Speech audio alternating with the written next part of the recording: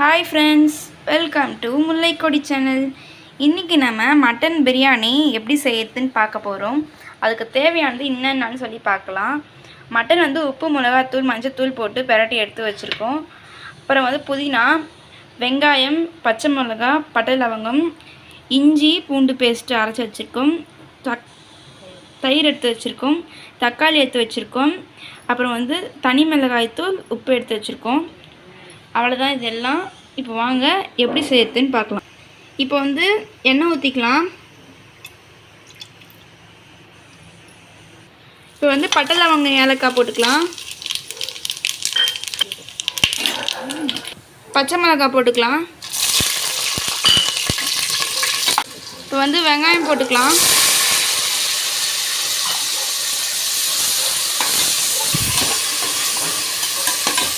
இப்போ வந்து இஞ்சி பூண்டு பேஸ்ட் போட்டுக்கலாம்.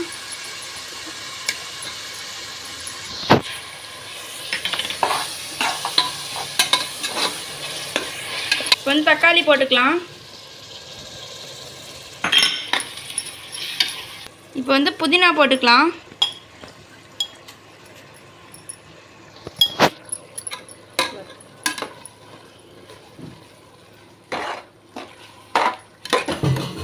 இது நல்லா வதங்கணுன்னே என்ன பண்ணணும்.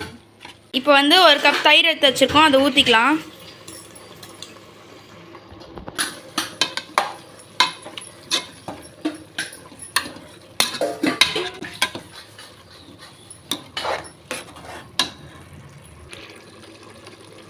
தனி மிளகாத்தூள் எடுத்து வச்சுருக்கோம், அது போட்டுக்கலாம். கல்லுப்பு தேவையானது.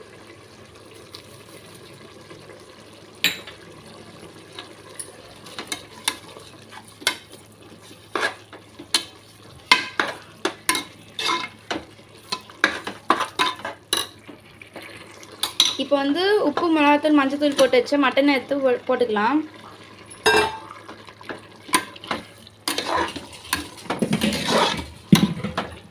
நல்லா வந்து நல்லா மிக்ஸ் பண்ணிக்கலாம்.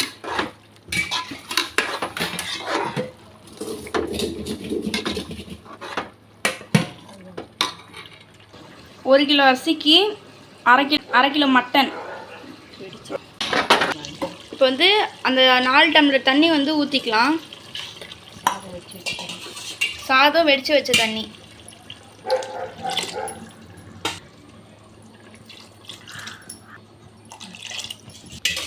இப்போ நல்லா 4 விசில் வர வரைக்கும் மட்டன் நல்லா வேகணும். நம்ம வந்து இப்போ குக்கர் மூடி போட்டுக்கலாம்.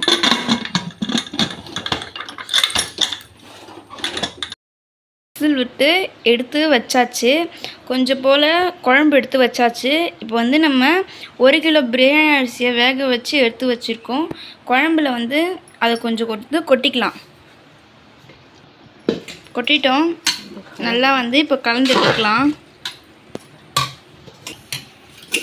இப்போ நம்ம லேயர் பிரியாணி தான் செய்ய போகிறோம். இதை நல்லா கலரி கொட்டி ஒரு விசில் எடுத்து ஒரு விசில் வர வரைக்கும் நம்ம விடணும். இப்போ வந்து மேலே வந்து அந்த குழம்பு ஊற்றிக்கலாம்.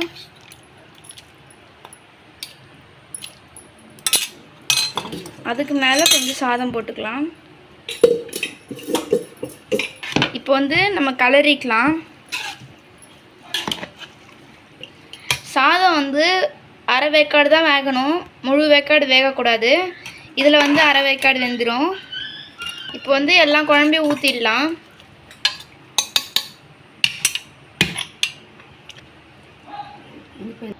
இப்போ வந்து இந்த குழம்பு எதுக்கு ஊற்றிருக்கோன்னு பார்த்தீங்கன்னா, மேலே வந்து நல்லா ஜூஸியாக உள்ளே நல்லா இறங்கி ஃப்ளேவர்ஸாக இருக்கும். அப்போ தான் அதுக்கு தான் ஊற்றணும். இப்போ வந்து ஒரு விசில் வர வரைக்கும் நம்ம அதை விட்டுடலாம். இப்போ வந்து இது பற்ற வச்சுக்க போகிறோம். பற்ற வைக்கிறதுக்குள்ள இது வந்து நல்லா ஒரு விசில் வர வரைக்கும் நம்ம விட்டு. ஒரு விசில் வந்துடுச்சு. இப்போ வந்து ஆஃப் பண்ணிக்கலாம். இப்போ வந்து பிரியாணி வந்து ரெடி. இப்போ வந்து திறக்க போகிறோம். பாருங்கள், சூப்பராக இருக்குது பிரியாணி. இப்போ பாருங்கள் எவ்வளோ உதிரியாக இருக்குது பிரியாணி. நீங்களும் இதே மாதிரி செஞ்சு சாப்பிட்டு பாருங்கள். மட்டன் பிரியாணி பாருங்கள், செம்மையாக இருக்குது. இப்போ பாருங்கள் கறி வந்து பஞ்சு மாதிரி இருக்குது, நல்லா வெந்திருக்கு, சுடு சுட இருக்குது நல்லா. இப்போ வந்து இந்த தட்டில் போட்டுக்கலாம், சாப்பிடலாம். சரி,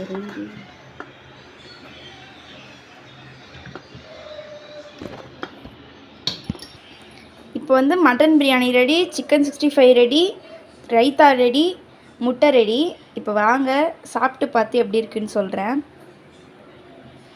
இதெல்லாம் வந்து கொதிக்க கொதிக்க இருக்குது, எப்படி சாப்பிட்றது பாருங்க. இப்படி சுடுது,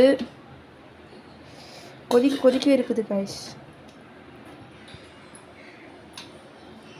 பாருங்க.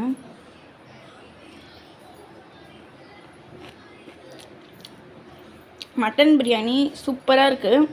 நீங்களும் இந்த மாதிரி செஞ்சு சாப்பிட்டு பாருங்கள். லைக் பண்ணுங்கள், ஷேர் பண்ணுங்கள், கமெண்ட் பண்ணுங்கள், சப்ஸ்கிரைப் பண்ணுங்கள்.